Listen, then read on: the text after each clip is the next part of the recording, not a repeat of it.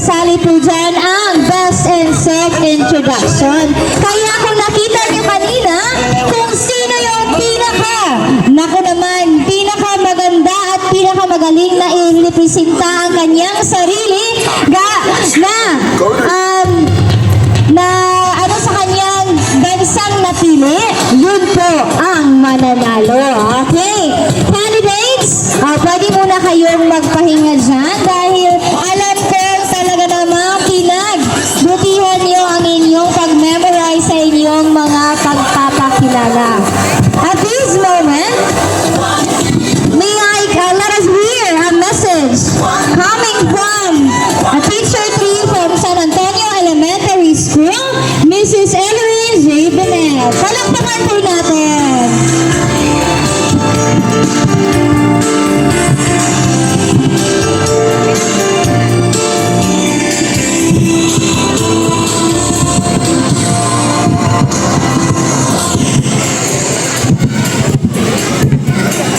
Buenos dias, el mundo. Soy Xinghao from China. Good morning, everyone. And magandang umaga sa ating lahat from the Philippines. May tao diha, wala. Nalingaw kayo mo sa ilang mga introduction, no? Today, we are celebrating the United Nations, though we are late with our month schedule. Supposed to be ang United Nations celebration, celebrate Tunisia during the month of October. But then, just because of the kalamidad na nag-abot, so na-move ka from October to November 7. So, bahala na lang na late, no? Kaya sa lamingan, better late than never. I can tell that the parents are so anxious to see the package and the showcase of the talents that their children are having had today. So because of that, teachers also so busy. Kita ninyo the preparations and so on and so forth. And thank you sa banan gayon nga nagsuporta. Mga ginikanan, kaway-kaway mo diya, mga bata. Palakpakan na po ang ating mga teachers. Sa baba. Ay, kanina yun. Palakpakan na po ang ating mga teachers. Sa taas, kapulong. Palakpakan na po ang ating mga barangay officials. Pila naman ikabok. Palakpakan po na po ang ating mga kapatid na po nakakadyo. Palakpakan na po atong Ginoo.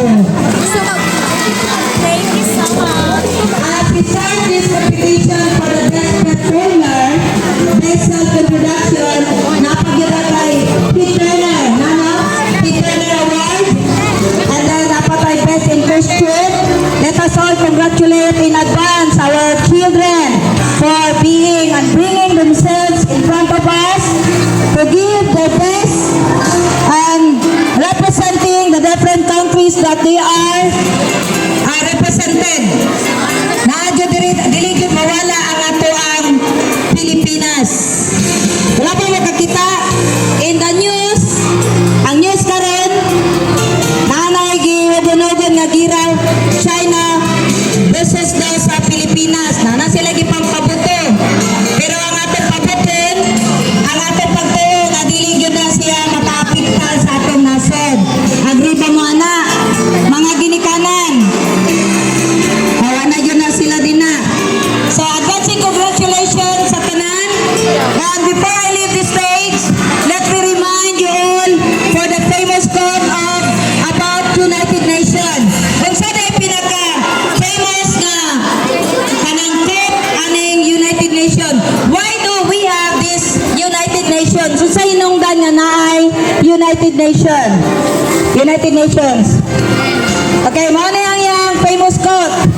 If the United Nations is to survive, those who represent it must bolster on it. What do you mean by the word bolster?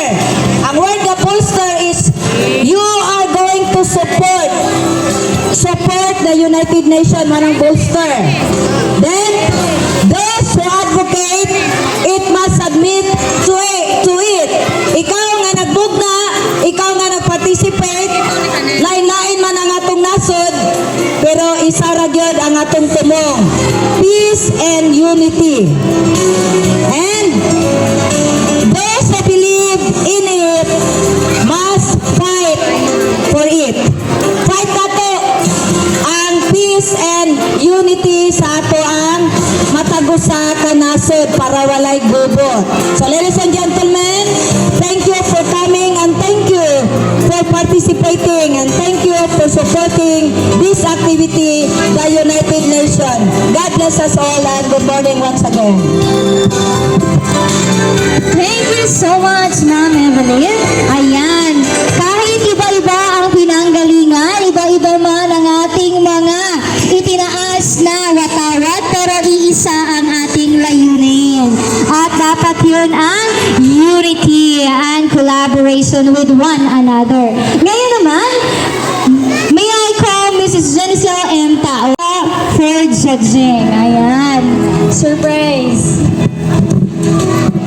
Okay, andito po sa ating program nakalagay, ma'am.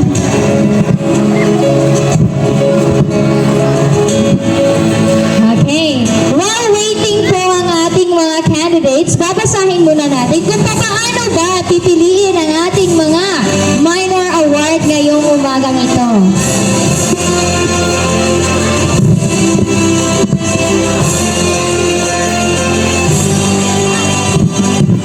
Okay, I will read the criteria for best in introduction.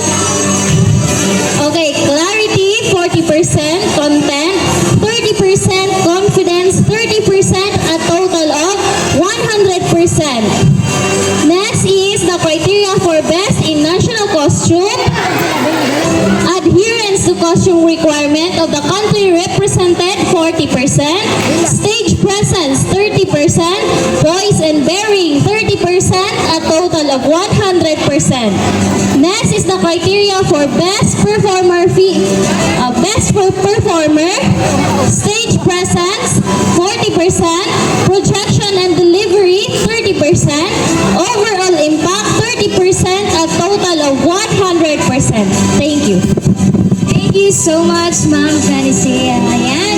At yun po ang mga criteria for judging para piliin ang ating mga winners for our minor awards. Pero mamaya pa yan. Dahil alam ko nahihirapan ang ating mga judges to decide kung sino ba talaga ang bibigyan o mananalo ng mga awards na ating nasabi kanina.